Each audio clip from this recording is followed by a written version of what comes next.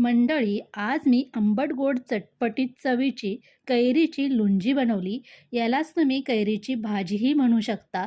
तर ही बनवण्यासाठी इथे मी मोठ्या आकाराची तोतापुरी कैरी चांगली स्वच्छ धुवून अशा आकारामध्ये त्याच्या खापा करून घेतल्या. आता ह्या कैरीच्या खापा आपल्याला शिजवण्यासाठी गॅसवरती एका पातेल्यात पाणी घालून घेतलं. अगदी थोडंसं मीठ घालून कैरीच्या खापा आपण छान अशा शिजवून घेतल्या. नंतर यातलं सगळं पाणी एका गाळणीने गाळून घेतलं. कढई ठेवली गॅसवरती, तेल घालून घेतलं, मोहरी घातली आणि मिक्सरमध्ये बारीक केलेला मसाला घालून घेतला. तो वरती कॅप्शनमध्ये मी दिलेलाच आहे. त्यानंतर यामध्ये लाल तिखट, हळद पावडर आणि पाव वाटी गूळ घालून घेतला.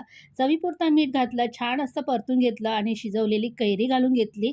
झाकण ठेवून अगदी 2 ते 3 मिनिटांसाठी याला वाफ काढून घेतली. त्यानंतर इथे बघा भन्नाट चवीची कैरीची भाजी बनून तयार झाली. आवडली असेल तर नक्कीच लाईक, कमेंट करायला विसरू नका.